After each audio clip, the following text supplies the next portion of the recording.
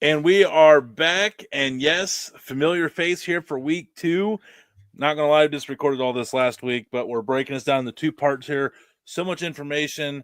We got author here with us and Professor Charles Keeney. I know, historian. I don't know. I know you get kind of offended when you call you a professor, so I won't do that too much. But yeah, we've had an absolutely fantastic start to the conversation of the West Virginia Coal Wars from 1912 to 1921. Damon Johnsey, are you guys taking all this in down here? It's a lot. It's a lot to take in. It's a lot to take in, well, but I mean, it's nice just because from watching documentaries, it's like a piece here, a piece here, highlight here, because it's highlights, right? I'm watching basically highlights, so it's kind of like, holy cow! Now watching it all kind of paint together. So that's nice. Yeah. I like, and the background, like your grandpa or great grandpa, like in kind of the personal knowledge of stuff was on the bingo card. Yeah, no. He actually got to his grandpa part because I was going to tee it up and be like, yeah, and the UMWA president at the time was a Keeney, and may or may not have, but he got me to it. It's like, what does this guy know about it? Well, it's kind of in the DNA. Kind of in the DNA. Yeah, how many guns does Charles have up in there? And if he actually gives me a number, he's lying because it's got to be at least 30 times that amount. Let's go. Can't tell. I don't reveal that information. No. Baldwin Phelps might be listening. That's the right answer. Hey, I knew the Southern West Virginians would not give away that kind of info. I knew. Yeah, dude, you're trying to get them all caught up with the BF guard, man. The Baldwin Phelps might be listening. Yeah. Safest thing I'd done, knowing he wasn't going to give me that number. I guarantee you. I know the people. I know the brethren of the Southern 304. Yeah. So we got. I will say how many guns. I do have a great 1868 Springfield rifle. Wow. That was passed down actually on my mother's side. Muzzle loader, still fires. Now, what were some? I would just love to hold it one time, man. Springfield Armory, Springfield Armory. I've seen some of those. Yeah, it's got the flint on it. I love the history behind them. It's not like I'm a gun freak. Pew whatever. It's fascinating. I guarantee you that gun is still accurate as shit too. Yeah, it's heavy, but it fires really well. I mean, I can't imagine being in an actual conflict with one of those guns, trying to reload those things. I have a long Colt 45 that you can put like 13 shells in, and you get 13 shells in that gun, and then look at that. That's beautiful. Oh, yeah, it is. But yeah, I mean, I couldn't imagine. And there's some guys just run around miles with it, just like la da da, There were some guys that used muzzle loaders at Blair Mountain. One of the things that we found, the miners, if we want to get back into it. Absolutely. I was trying to get us back there, but no better than a professor. So that isn't really a professor. You know what I mean? One of the big reasons why we don't know why a lot of this story hasn't been told is because the miners themselves were sworn to secrecy about the events that took place. They didn't reveal who the leaders were because obviously that meant a lot of jail time. And it also meant that the union could be sued for the union starting an insurrection. So they protected the leaders and nobody spoke about it. Nobody talked about it. And so the archaeology that has been done there, and we've only done explored 20 to 25% of the battlefield. But what the archaeology tells us, it enables us to reconstruct the fight. So we can find bullet shells, you can find a tree. And then you can find 15 bullet shells, from a certain caliber of a rifle. You found that the miners, were taking their hunting rifles, right? And sometimes things like muzzle loaders. Meanwhile, at the top of the hill, you've got Tommy guns, machine 30-06s, and so you really see the disparity between the kind of guns that they had and what they had to use and what they were up against. And you can also figure out where the fighting's heaviest too. by figuring that out in doing that. But we found a cannonball. There've been there's some pictures of some of the shell casings that have been found on there. We found hundreds and hundreds of shell casings, and it's been estimated that 1 million rounds were fired. Good. Cannonball's pretty badass, though. What's that now? A cannonball's pretty badass. Yeah. We don't know what to make of that. There's a story that the miners somehow got a Civil War cannon and used it, but there'd never been any evidence. And then we finally found a cannonball up on the top of the mountain. We're like, oh, I guess they did. Not so fast. Yeah. Because I remember hearing that story, but we never heard any evidence of it. I'm like, come on, Civil War cannon, really? And then we found a cannonball up there. So I was like, okay. Well, it makes sense though, because God, it had to be just whatever you had. Like, by the way, I got my granddad brought this back from the war. Yeah. Now, and also though, didn't they have control of a couple train lines allegedly? Oh yeah. They took over the trains. They basically controlled everything from Charleston down to Blair Mountain. They controlled all the trains. They went in and controlled the towns, and they didn't loot. That's important to know. Of all the places they took over all these towns, they didn't do like any looting. A proper riot. Yeah.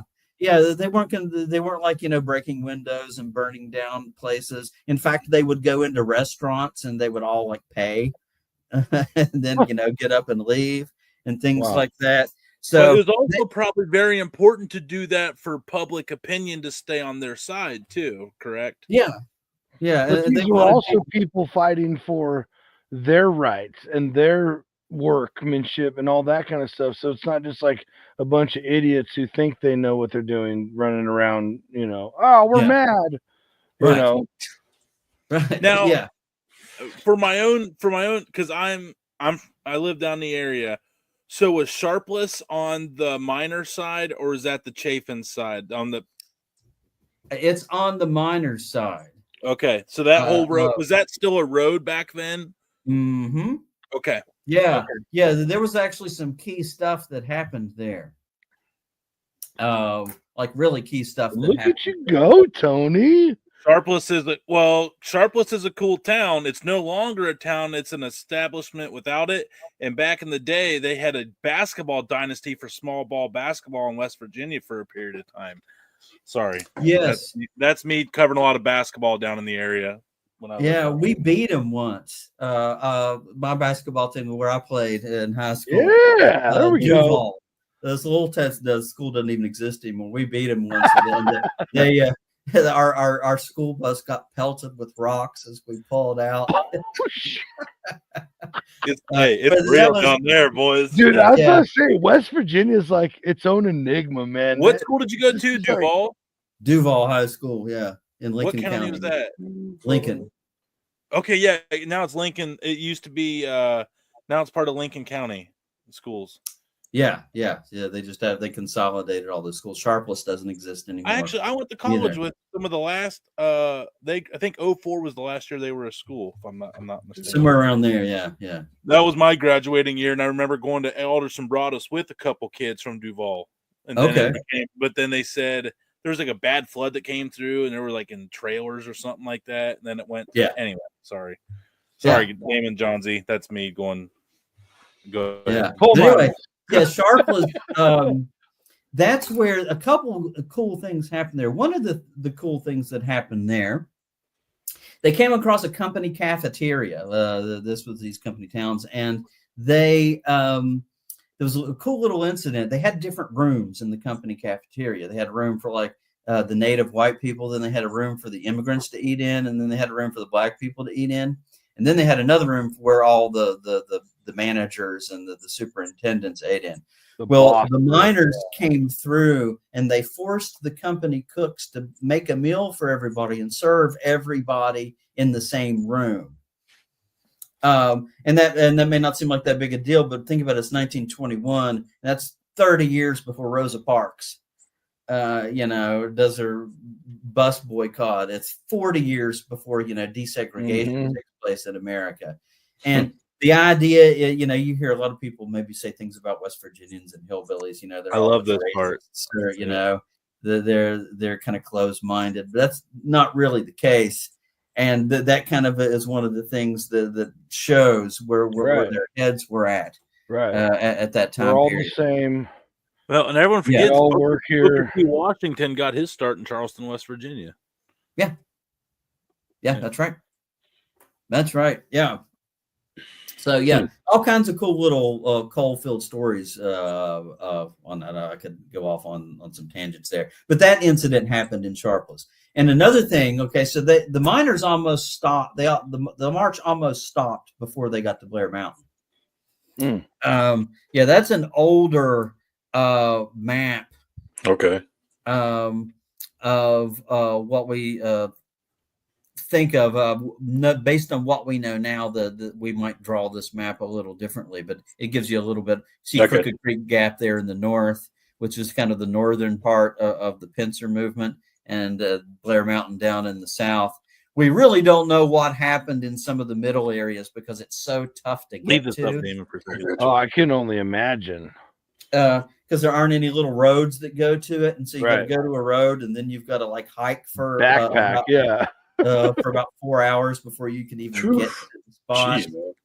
Jeez, people do a lot of bear hunting. But folks, that's just a flat map. You look at the topography maps of the area. Damon, pull that map back up for a second. I want to. Okay, hold on. Oh, my bad. I want to humor Charles. So here's a picture of the march. Oh, there we go. Oh, of 1921. That looks like Logan, West Virginia. 1921. Union members marching into the island during the Battle of Blair Mountain, courtesy of the West or the Union Miners of West Virginia. Yeah. Okay. Yeah. I didn't know the American flags there were important because some of them were saying, like the powers that be in the newspapers were saying, that these guys are like rebelling against America. Yeah, un-American savages, right? Yeah, that kind of thing. But a lot of the companies owned a lot of the newspapers around here. Imagine that. Yeah. So I lived in a town called Unita, which is outside of Madison. Oh yeah. So I could have always went down like the Hewitt Creek, which was like 119 corridor essentially now, I think. But I always went down through Sharpless to Logan. I took the back ass way, windy ass road, because I wanted to go over Blair Mountain like every single time. Yeah. It was just the coolest class I had was a class called Appalachian Studies that taught me about the Coal Wars. And then I had a good friend from Logan, so I ended up living down there.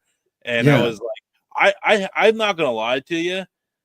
I could have stayed up home and sold John Deere tractors, or could have sold cars down there at old Stevens Auto Center up there. And I was like, man, living down in Boone County sounds kind of cool because of honestly, I think it's because of the Coal Wars. I was with the Hatfield McCoys. There was so much history I wanted to get connected to, and I swear subconsciously that was one of the reasons I went down there, because I could have definitely stayed my ass at home. Yeah. And it's still personal to a lot of people. Oh yeah.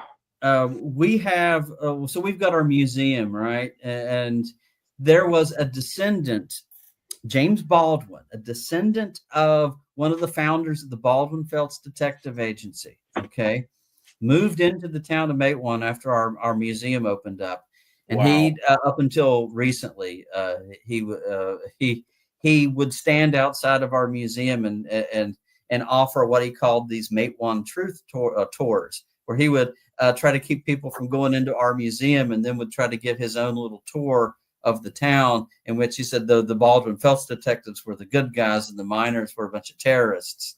No way. Yeah. Yes. Was he like being dead ass serious, or was it like some weird satire? You know what would be funny? No. It would be so funny, dude. To hear. So it still continues today, folks. Yeah, that's wild. I would actually be curious to hear of their point of view. Is there anything out there of the Baldwin Felts, of their angle? They're just doing a job. Yeah, there is. There's an old book. You can find it. I believe it's called The Blair Mountain War: Battle of the Rednecks. That was written by a guy by the name of G.T. Swain, Swain, and he was a guy that worked for Don Chafin, and he wrote a history of the Battle of Blair Mountain about 10 years after the fact. Ooh, have you ever read it? Oh yeah. I bet it's entertaining. I bet it was entertaining to you. Yeah. Yeah, it's definitely their side, but they didn't even put it in textbooks until it was the 1970s before it made it into a West Virginia history textbook, and then that was only one paragraph. So crazy to me, dude.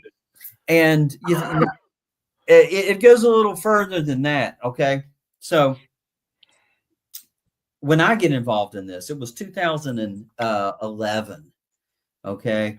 And I get hooked up with these other activists. And like I said before, I'd never even been to a protest before my whole life. It was just not, was not a very political person.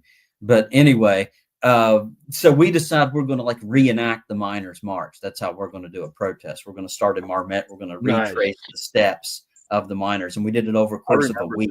I remember this being news, actually. Yeah, and of course the media painted us as a bunch of environmental hippies, right?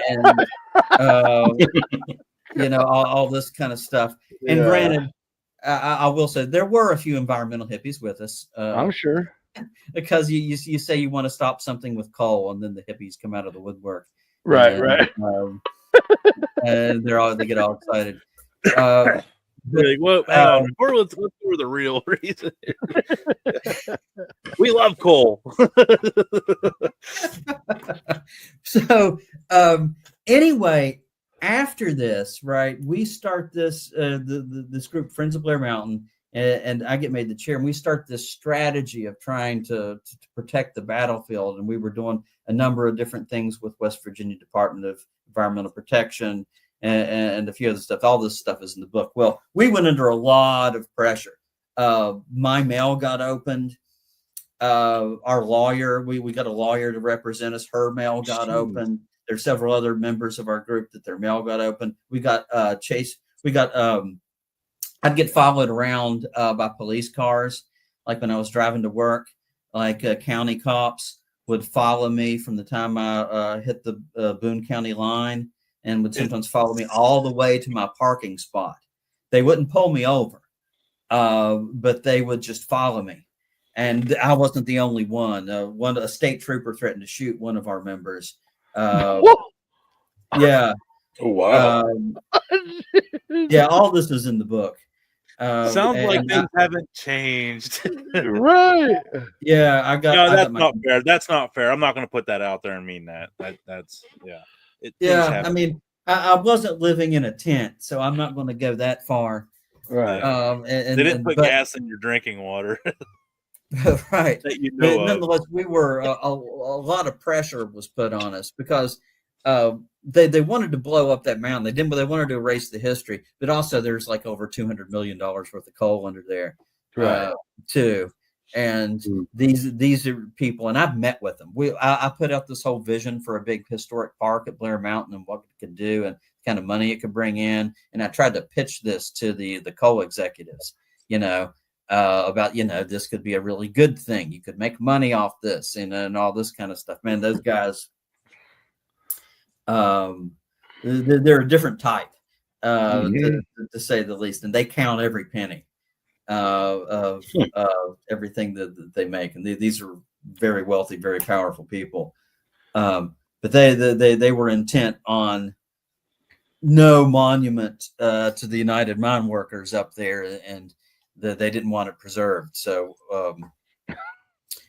So we went under a lot of pressure and a lot of tough things in order to get this accomplished.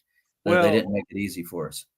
I'm gonna throw it out there on the other side. I was blessed to be in some pretty good circles that had the right connections in the right places, and so I've seen on the other side of the power that is available for you to have if you know the right people down there, where things can just go away. Like I was just like, what happens if this happens? And a certain judge, no names, was like, just give me a call. Then like so I know that, and this was back in the 2010s, that you could still, if you knew the right people, you could get away with a lot of crazy things that I only knew was possible. I've lived in a lot of areas, and Southern West Virginia was still very much the Wild West in a lot of scenarios. There was a ballot fraud scheme that popped off when I lived down there in Lincoln County. I believe there was a bunch of fake ballots were found in a local election and stuff that were still going on. So it was like county sheriffs, deputy sheriffs getting shot because they were in on like a opioid ring or something like that. Man, it was just, now again, it's not a blanket statement, but there was just headlines that came up as someone from Amish country, Ohio. I was like, holy shit, this is crazy. I'm like, this is in my backyard. It's like, yeah. So it was a different world, but I respected it, but you just knew to kind of keep your head. I said about this last week, you kind of just, if you're not looking for trouble, you still go out and you just kind of sit in a corner and just keep everything in front of you and just observe. Because on Saturday nights, things got a little wild. But that's just how it is down there. Things are just just different. I mean, it might be different now. It's been 10 years. Well, man, think about it. If you've been cooped up underground for freaking 16 hours that day, you'd be a little nutty too. Oh, no. Charles will tell you, man. Them guys, I was explaining to him how roof boulders make more money because they're the only ones that are like under unsecured rock, Right. But them guys, like with the fatality rate, they kind of just live their best life whenever they're above ground, because it could be a short life, so make it a good life. Yeah, that's crazy. So the Union lost technically the Battle of Blair Mountain, and the crazy part about this is, and this is the part where I kind of get fuzzy again. So they bring in the federal troops. Explain that. Walk us through that process. Okay, so Warren G. Harding's president at the time, and he issues and he's pretty reluctant actually to get involved at first.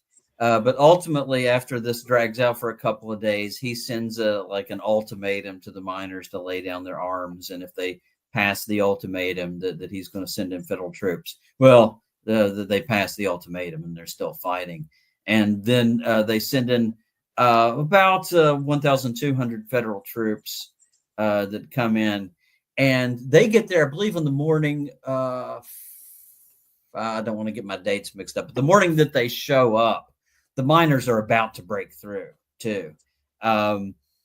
Had they waited another day, the miners would have made a big breakthrough. They were so close. They were about to start a new assault on Crooked Creek Gap with like 1,000 extra fresh troops.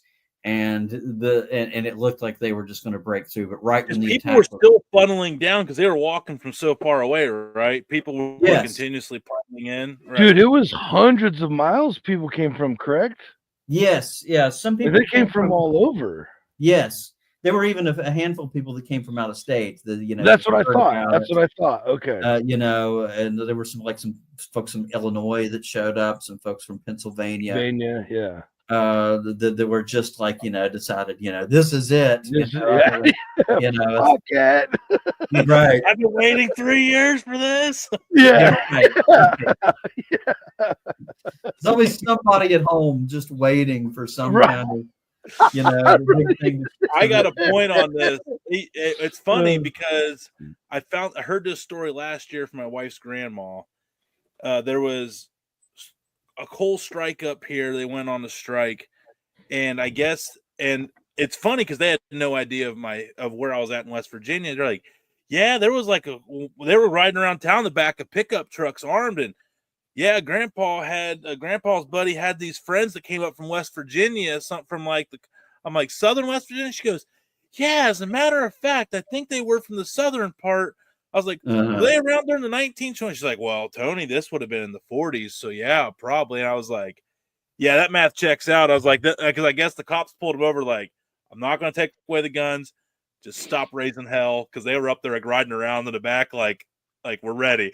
Like, so the West Virginians came up and raised all kinds of hell locally with our small town. Like, hey, you guys are on strike. We're going to show you how to strike. And I guess the locals were like, not too much. Yeah. But it's just funny, like that story. So you're talking about these miners were literally looking, they lived their whole life looking for the next strike to go for support. Fight back. Yeah. Fight back. Yeah, the fight never died, man. Like, yeah. Well, they one of the things that they understood that if you have like certain mines that were non-union and certain mines that were union, then they could play those. The companies can play those off each other and the workers off one another that way. And also, it's the non-union mines, if they stay non-union, then they can undercut the union mines because they don't have to pay as high wages. They don't have to spend as much money. It's one of the reasons why, I mean, heck, it's one of the reasons why we have our shoes made over in Asia by little kids, and things like that, because companies go overseas because they don't have to deal with, all the labor laws that we have here. And so that's one of the reasons that we have that issue today. But yeah, I didn't know that the miners were that close to breaking through. That's so sad. So sad. Yeah. Imagine what would have happened in the course of history if they would have got 1 or 2 more days, though. Yeah. And if they would have broken through. Well, they were singing a song as they marched called the song was "We'll Hang Don Chafin to a Sour Apple Tree." Was one of the songs they were singing. So I don't think it would have turned out well for Chafin had they made it through into Logan. So they, of course, but when the federal government shows up, when federal troops show up, the miners then put down their arms.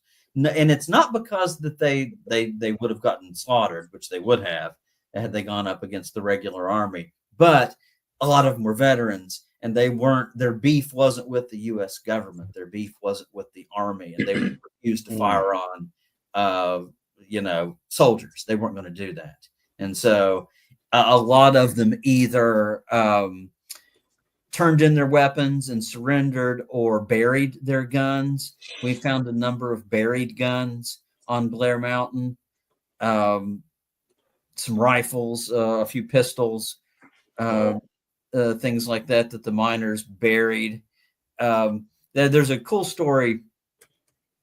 A guy by the name of Fred Barkey. He's a historian. He was one of my mentors. His father-in-law fought at the Battle of Blair Mountain.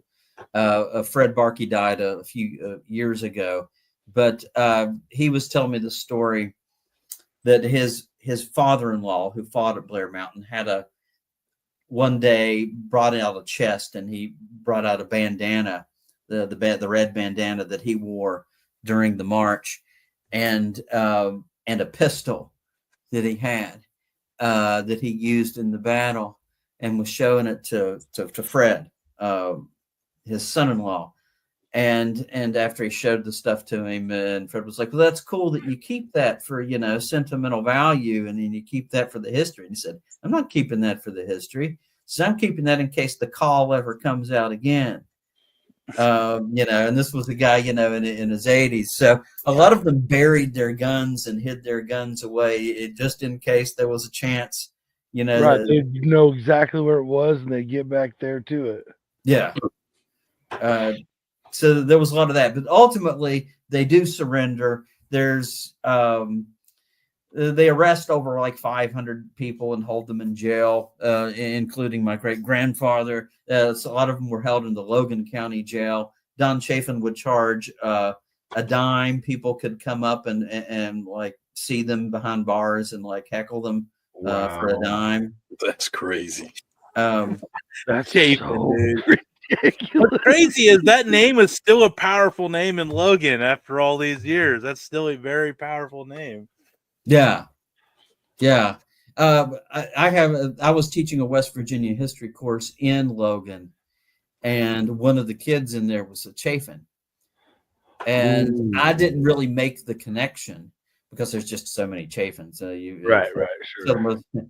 There's not a gigantic pool of last names sometimes in some of these towns. But anyway, so he came up to me.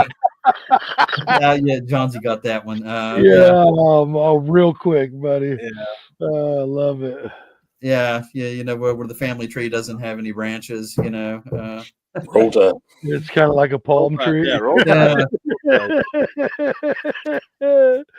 So he comes up to me. This is after we covered the mine wars in class, and I covered it in a whole lot of depth in my courses. And he comes up to me and he says, I've got to apologize to you.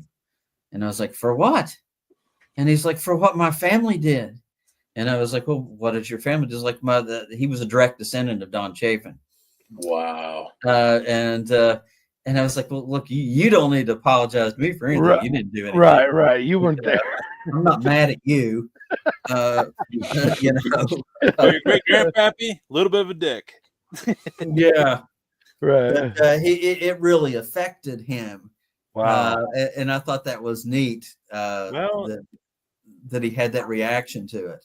A lot of pride in the family name still down in Southern West. That's a culture thing down there. People still are very. I mean, look at the Hatfield McCoys. Years later, they still that Hatfield McCoy name. Still. Mm-hmm. Yes. Yeah. So, yeah, I bet that was a tough thing for him to hear because he probably heard such great things about his family and all they did. Then sits in your class like with these guys like, all right, let's take some notes. Yeah. Oh. Yeah. Oh. He's like, I can help teach this class. Yeah. Oh. He like comes in the next day, he's just back there, just get this. Yeah, and I didn't realize, like I said, that he was related, and so I wasn't holding anything back. I was talking about how they took Chafin would take some. Did you sing the "Hanging from a Sour Apple Tree" song? I gotta know. Yeah. Of course I talked about that. There's a couple of incidents where Chafin took union organizers and like threw them into the smelting furnaces. Oh my God! And did stuff like that. Oh my God! The governor sent the superintendent of mines into Logan County to look at the conditions in mines, and Chafin had the guy beat up, like beat within an inch of his life, and thrown back on the train with a note to the governor and said, "You don't send anybody into my county without notifying me first." That governor took it like a pansy too. Yeah. You guys had soft ass governors back then. Yeah. Yeah. I mean, that's the way of putting it. I mean, because there was like what, two or three different governors during all this. Mm-hmm. And like, all three of them had a chance to do something, and not a one of them did anything. They're not going to mess up all their extra pay. Get out of here. Yeah. That's all of the money, Tony. Yeah. All the money. That was dumb of me to say. That's true. Yeah. There was if you thought so, there's been political corruption in Southern West Virginia for a long time. Were they allowed to vote were the UMWA? Were they? I mean, the miners, were they allowed to vote for elections since they lived on? Oh, they would usually. You'd go up and they'd fill out your ballot for you. The mine guards filled out the ballot for you. I did hear about that too. Yeah, because the company, like the whole company town store thing, has always fascinated me ever since I heard that old song. I owe my soul to the company store. Yeah. And I heard that song a long time ago, and I was like, people are like singing it, walking through the store. I'm like, do you guys even know what they're saying? Like, this is horrible. Yeah. Horrible. Right. So I was like, dude, I have to know a little bit more. And they would fill out the ballots for them. Later on, once you get into years later, it's a big story. They didn't fill out their ballots, but it was the statement is whiskey and a 20. So they'd give out, they would bus people in from the hollers and give everybody a little jug of whiskey and a $20 bill, and then they'd vote the way you want them to. Whiskey, it's a good time. Yeah. Yeah, whiskey and a 20. Interesting that was happening back then. Interesting. Yeah. Who'd imagine that? Like back then, it's not even that back then. It's like, again, 100 years within 100 years this was happening. By the way, speaking of illegal substances, here little tidbits that didn't really have anything to do with the mine wars, but earlier that in the coal fields, before cocaine was illegal, they sold it in the company stores. And production, baby. Production. It was big in the coal field. It wasn't in the white powder form. It was the leaves, the coca leaves. Yep. And so they would put it in their pipes and smoke it. And mix it with tobacco. The original crack. Yeah, that's right, man. That's right. There's a meth to their madness. Did you say a meth? Did you say a meth to their madness? Yes. Yeah, he did. Awesome. That's the name of it. I was like, wait a minute, did I hear that? Yeah. I guess I didn't know about. I mean, it makes sense because you would see, like in the old Western pharmaceutical places, they would give out like liquid heroin and like all kinds of all the heavy stuff. Heroin was like used for pregnant women back in the day. Yeah. It wasn't until like 1906 or 1907 that you get the Food and Drug Administration even gets created. So I mean, there were no regulations at all. Yeah, this many. We're in the negative department on that. Yeah. You picture that guy, like I'm sure you guys have seen Outlaw Josie Wells with Clint Eastwood. The snake oil salesman, the guy. Got his little bottle of. Hey, it's a fix-all elixir. Yeah. What ails you? Yeah. Oh, it'll fix that. Yeah. Like, okay. Yeah. Then he did like toothbrushes. Didn't he do like toothbrushes there for a while? He's selling. I just like it where Clint spits on his shirt and says, "How is it with stains?" It's always a good scene. How is it with stains? But yeah, they would. The miners were paid by the ton, right? They weren't paid by the hour. And the more coal they could dig, the more money they got paid, and so they would get themselves coked up, so that they could shovel more coal. Right.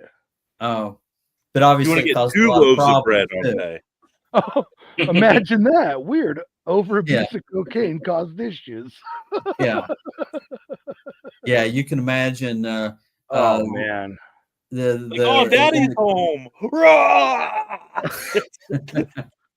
Well, just I mean, it's well documented the abuse that coal mining puts on a human body. Well, I guess imagine that doubled. I guess also just overstimulated on cocaine. I can't even imagine what those guys are putting themselves through. I guess the problem I'm having with it and coping with it is that the drug scene has never left the coal scene. And Charles will tell you this day. Oh, almost every industry like that. They caught back, when they busted the opioid clinics, like the drug use, that was like tip of the iceberg, man. And it just goes to show you that it just it's probably the origination of like the opioid addiction in Southern West Virginia.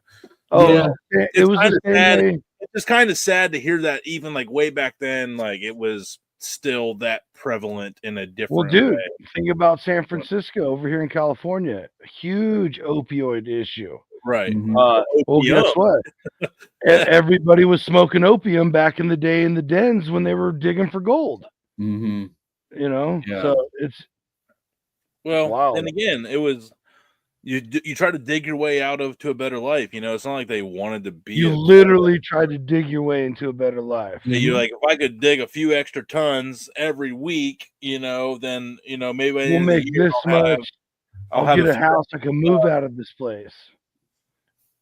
Yeah. By the way, I know you guys are interested in movies. You mentioned the some of that, all the digging and stuff. There's another old coal mining movie. It's hard to find. It's called The Molly Maguires, and it's starring Sean Connery.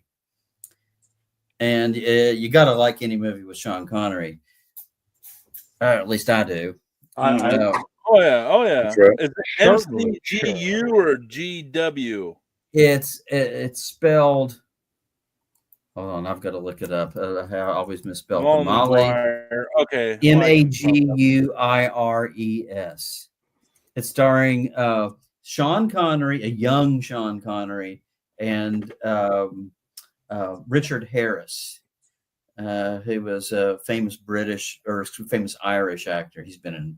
You'd recognize him as soon as. Yeah, I know the name. I know. I can't picture his face, but I know that name. Yeah, that name. He was in Unforgiven with Clint Eastwood. Oh, okay. English Bob. Yeah. Yep.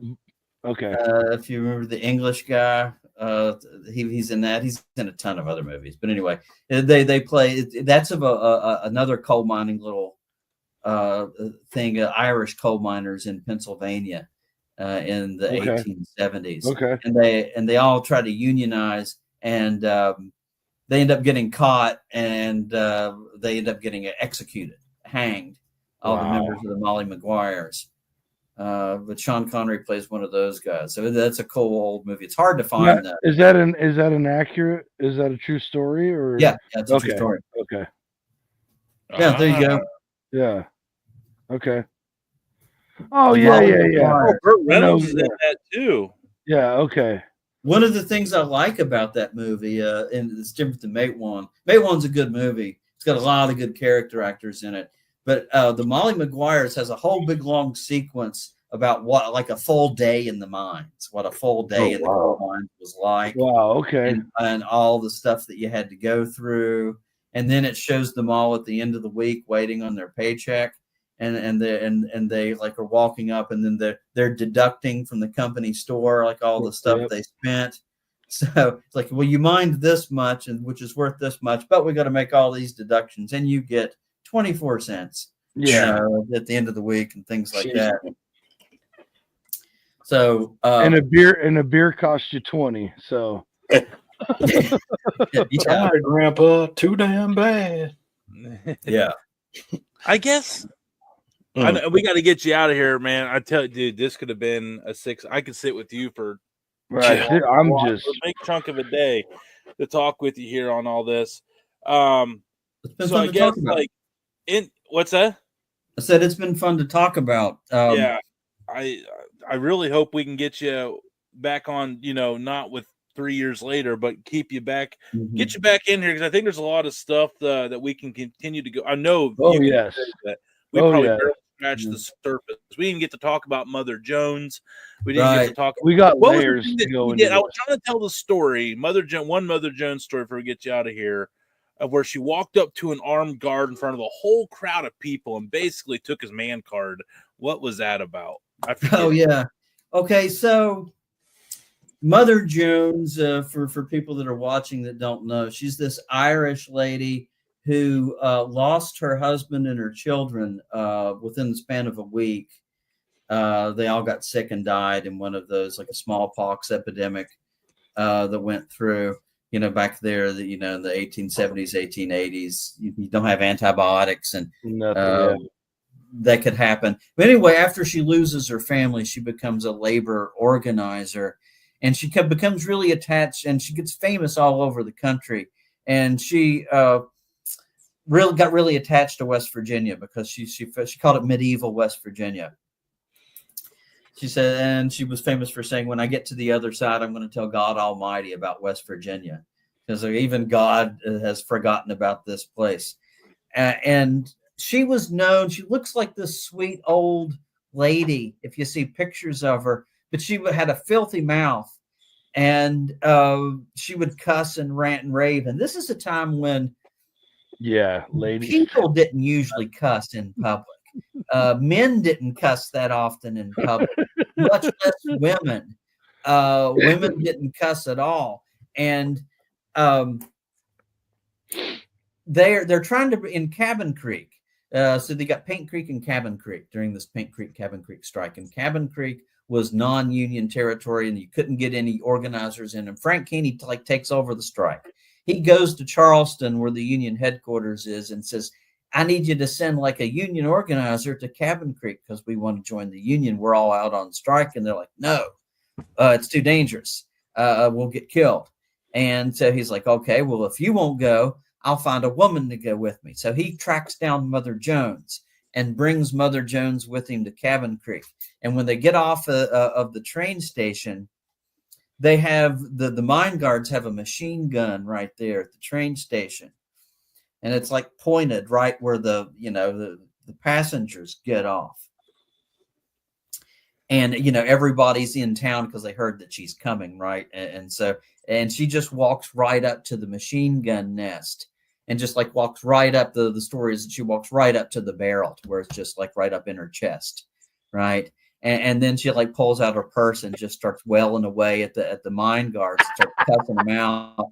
And, telling them what dirty scoundrels there are. And she's like, I got 50 men in these hills with rifles, and you lay a hand on me, and they're going to kill every last one of you SOBs and all this kind of stuff. So there was nobody up in the hills. There was a complete bluff. But the fact of the matter that this old lady, and she was like close to 80 years old at this time. There she is. Yeah, you had this old lady that would stand up to the mine guards, and you got these coal miners, hero, and like, how can they like look at themselves in the mirror and not stand up after they see this old lady? Didn't she kind of say that to the mine workers? Documented like, if an old lady can do it, what's your excuse or some? Yeah, she said stuff like that to them. Rabble rouser. Yeah. Well, she famously said, I'm not a humanitarian, I'm a hellraiser. Yes. So she was something else. A real mother. And she and Frank Keeney developed a really close relationship together. And she was, that's why the co-operators called her the most dangerous woman in America. They arrested her after they declared martial law a few times. She was giving a speech, and the miners brought up a bloody mine guard's coat, a guy they just shot. They brought his coat up to her, and it was like covered in blood. And she picked up the coat and held up and said, "This is the first time I ever saw a mine guard's coat decorated to suit me." I remember that. So, I mean, yes. But then she got arrested, right? And they put her under house arrest. By the way, the house where she was placed under arrest got put on the National Register, and the coal companies bulldozed it. They didn't want any memorial to her. And they bulldozed the house. This was in the sons 90s. Of bitches covering it up again. Shit. Just, don't worry about it. It's federal. Yeah, but she got under arrest, and she was really smart because whenever she got arrested, she journalists, from all over the country are going to come over. Why did they get this old lady under arrest? And so when she got under arrest, she would play the, "Oh, I'm just a sweet old lady. I just came for the children." And then they came and they put me in jail, and and so she knew how to play it up. So when she was in jail, she was the sweet old lady and then she'd get out and she'd like shoot them all, shoot these sons of bitches. Yeah. So she was something else. Shout out to Mother Jones, man. Dude, absolutely. Oh. So it's a really unique history in a unique place, and I'm glad you guys have taken an interest in it and wanted to talk to me about it. No, I'd love to pick this up again in a little bit. Double back on another area, another battle, or sure. The Tug Creek one, we didn't even get in Tug Creek. That's a really big one because that was like a real pivotal part of it all. Yeah, but Charles, you've given us so much of your time here. For last Saturday and this Saturday, giving us enough for 2 shows. I loved your book, man. It was an honor the first time I got to have you on. It was like kind of cool interviewing the guy that wrote one of my favorite books, and it's cool having you back all these years later, bringing a couple friends along with me to get them in on this. And it's just an absolute blessing and honor for you to share your big old brain on this matter with us. And I'll forever be grateful for all the time you give us, man. I'm very thankful for it. I'm grateful that you guys take an interest in it. Thanks for having me. I'm doing a World War II book right now. I've still got a few months left before I'm finishing it. It's on West Virginians in World War II. Maybe one day you're coming on when that's done. Yep, dude. See, yeah, you already set it up. Listen, you let me know, and you tell me when it's for sale, and I'm the first one in line. Yeah, it's well, thanks. It should be it's a real interesting book. It's been a bit of a heartbreaking book to write because I'm writing about all these guys that died in the war and telling their stories. Obviously, I'm writing about a lot of guys that lived too, but it's boy, you really get caught up. That people made, to defeat the Nazis and to defeat the Japanese. It's and save the world, which is what they did. And Jerry West's brother was one of them that got killed in World War II. Yeah, that's right. Yep. Well, thanks, guys, again so much. Charles, thank you. Hey, Charles. Yeah, thank you so much. Yeah, the famous professor, historian, author, professor, at least of those three, Charles Keeney. Okay.